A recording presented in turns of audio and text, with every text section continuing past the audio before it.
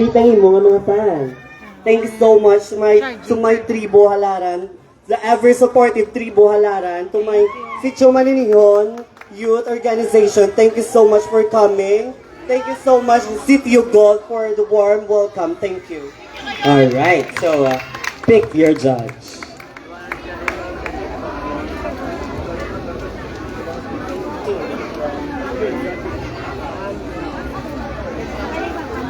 You pick judge number 2.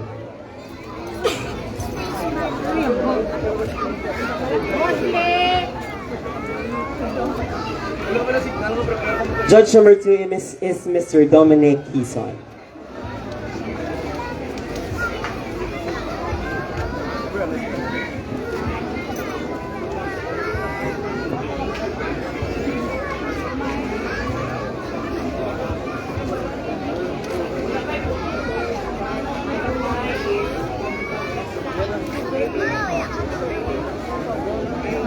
Then,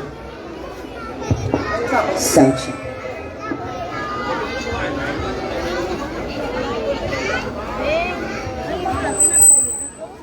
Hello? Hello? First of all, Sitio Golf, mayong gabi, and please, pardon lang ako nga tingog, kay do ginatrangkasok ko tonight. But anyway, good evening, candidate number 1. Good evening, sir. Hello, good evening. So my question to you is, for you, what is the essence of being a trans woman? Once again, for you, what is the essence of being a trans woman? For me, being a trans woman is not just about having a crown, having a head that's full of knowledge. It should be the heart that is full of love, an ear that is ready to listen, and a hands that willing to help others at all times. For I believe that we gays are the top of the world. Thank you. We trans women are the top of the world. Thank you. Very well said. Thank you so much, Kenneth number 1. Let's proceed to Kenneth number 2.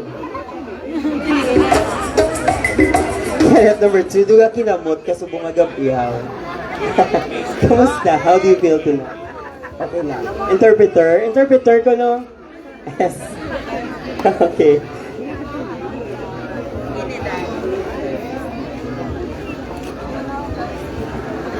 You pick judge number 1, Sir Marvin Saulong. Mic check. So good evening, candidate number 2. You look stunning for tonight. Good evening.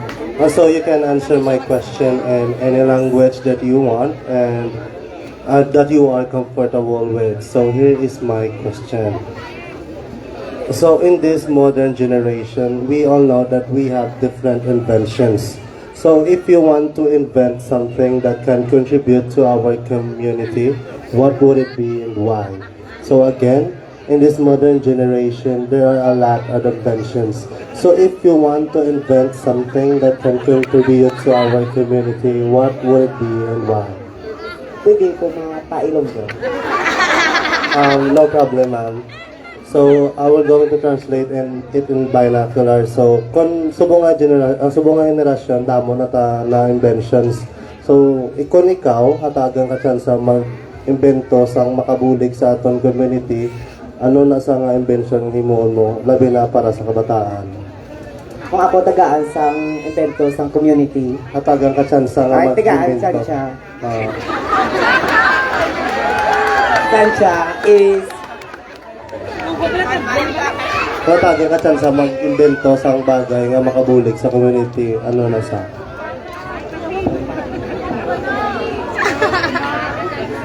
is eskwela ng tani mayo ang mga kabataan kay para may dako nila damo sila matun-an kag isa pa importante ang pag-eskwela kay kung wala ka tinapusay budlay gyud mamangita obra mo so ang mga na that's the thank you.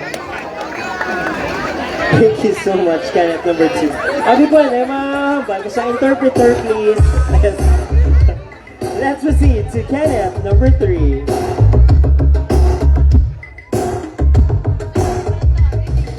Canon number 3 is 9 years old only. Charot. Good evening, Canon number 3. Good evening. How do you feel tonight? I feel good right now, but I don't have choice. Yeah. Pick your judge. Yes, ba?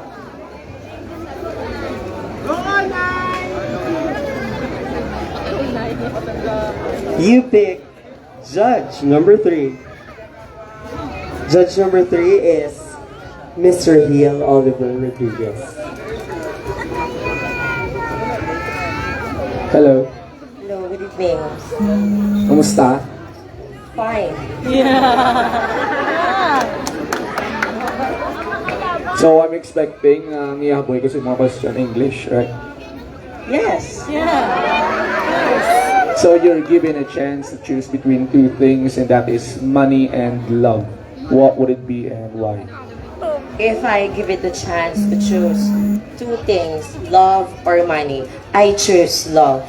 Because love, it is symbolized our family. And love is not a feelings. It is an emotion. How can you express to your loved ones? And love is the most powerful characteristic. That will be all, and I thank you. Okay. Thank you so much, Kenneth. Number 3. Let's move on with Kenneth, number 4.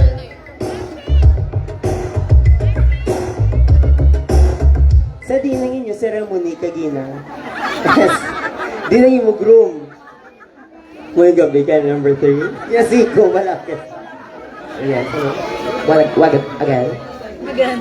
Hello, good evening everyone. Okay, your question is, do you believe that English should be prerequisite in joining LGBTQ pageant? Why or why not? Okay, thank you. Okay. Pick your judge.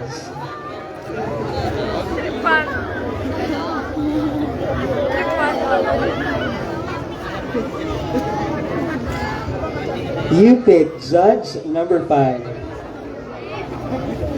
Judge number 5 is Miss Ariana Benson. Hi, good evening. Hello, good evening. So my question goes this way. The LGBTQ community have contributed a lot in our society. So as a member of it, what are you able to contribute in our society? Again, the LGBTQ community have contributed a lot in our society. But as a member of it, what are you able to contribute in our society? Hello, good evening, Ma'am Ariana. I cannot understand. Please, can you translate me?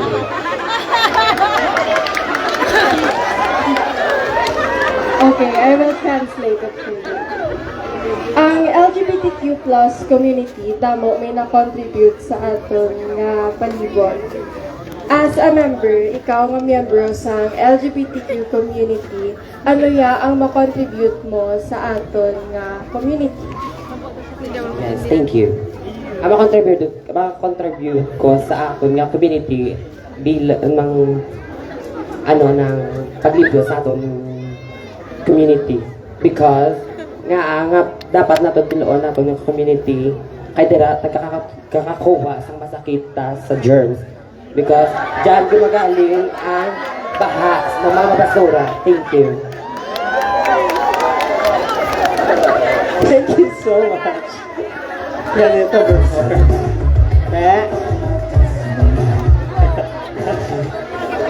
I cannot understand you. Canet number 4. Let's proceed to canet number 5. Canet number 5, kamusta ang Wakanda? Woo! Walang palakpak sa canet number 5.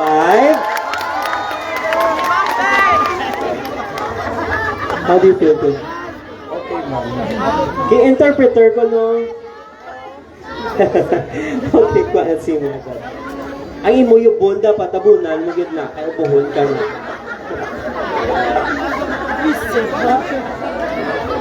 Judge number 3.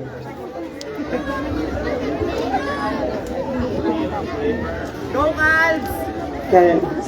Mr. Hiel Rodriguez. Hello.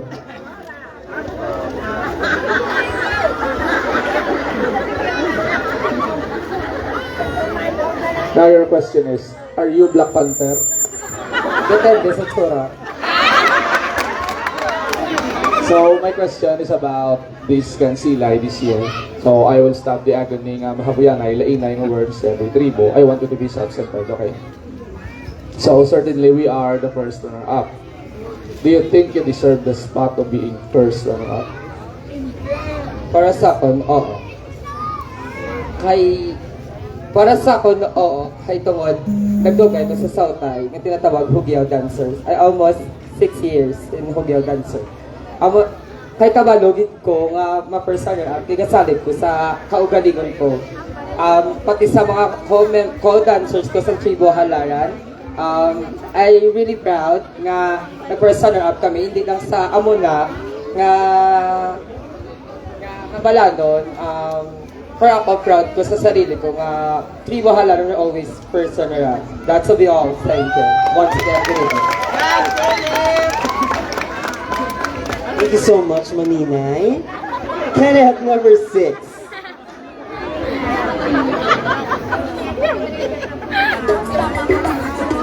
Ari ko siya matuod ng Maninay. Good evening, number 6. Good evening. Anong mambal mo sa mga kabataan nga dapat hindi nila pagsundin ni mo daw? Advice ko lang sa mga kabataan, ang kanina nga talent ko, hindi nyo pagsundon kung wala ka mo proper training sa mulang gitna. Charot lang. Alright, pick your judge. Number 6.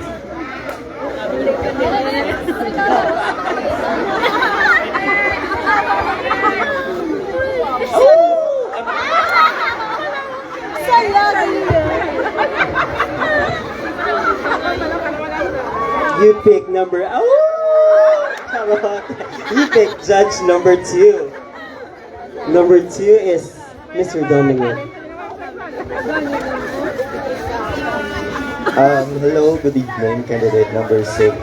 Good evening, man. Yes. By the way, congratulations for winning Best in Talent. Thank you so much. So, hindi pa nagkasot ko, but how do you feel nga ikaw nang daog Best in Talent? I'm very thankful. Siyempre, nagkasalig ko sa self ko nga makuha ko gid ang Best in Talent. Charot. Alright, thank you so much. So, my question to you is, what makes you proud as a member of the LGBTQIA+ community? Again, what makes you proud as a member of the LGBTQIA+ community? Thank you for wonderful question. Anyway, I am proud myself as a member of LGBTQ+A because I have my own personality. Because I have my own personality, so I can promote my personality, and that's why I am standing here in front of you. Not only in this pageant, but to showcase my talent and my ability and capability, and also to inspire other people. That would be all. Thank you.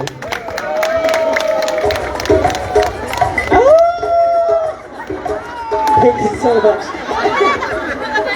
Kenneth, number 6. Let's proceed to Kenneth, number 7.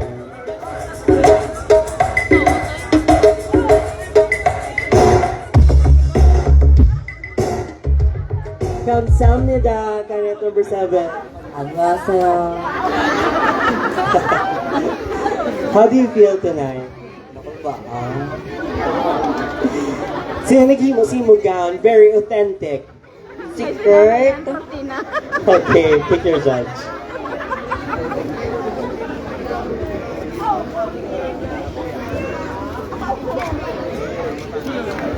You pick judge number 4, Miss Karen Labasa.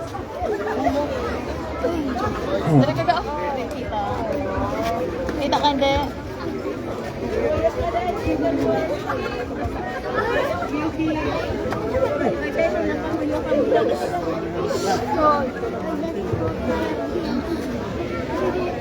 Mayong gabi, candidate number 7, right? So it's just a simple question na ako. As one of the member of LGBT, if we'll be given a chance to serve our government here in Silay City, what do you think is the top 3 projects that the LGBT can offer to the entire Silaynon? And why? Pwede pa translate sa ilan ko. Sorry,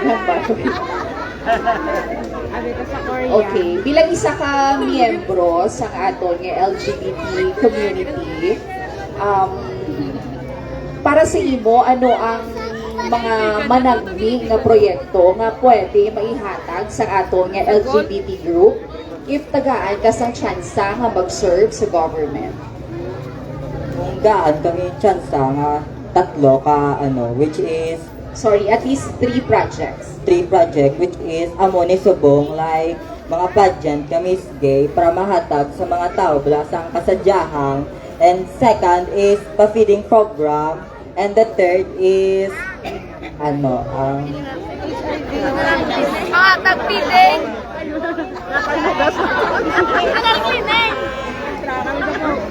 the last is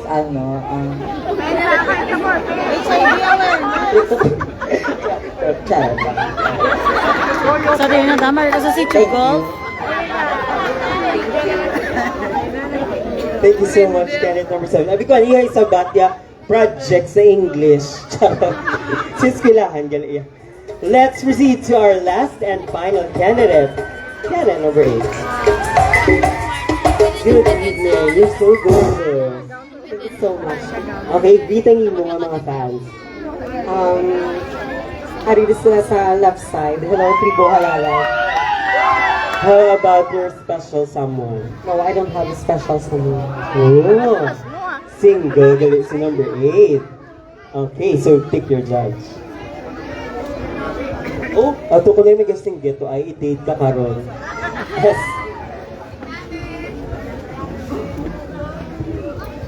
You pick judge number 1.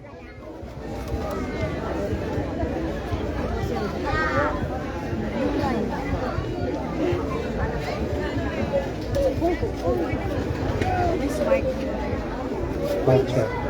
So, good evening, candidate number 8. Good evening, sir. So, how do you feel that you are in this pageant?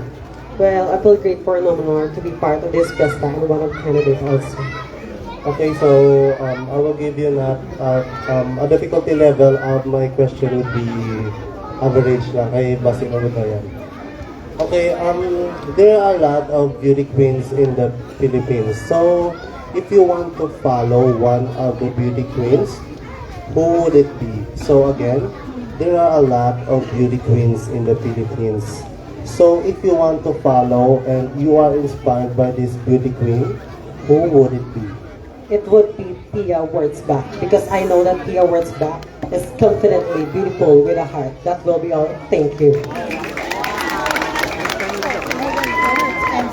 Thank you so much, cadet number 8. Ako man, actually, idol ko man si Pia Wurtzbach. Thank you so much. That will be all for She's one our of my question and queens. answer. Thank you.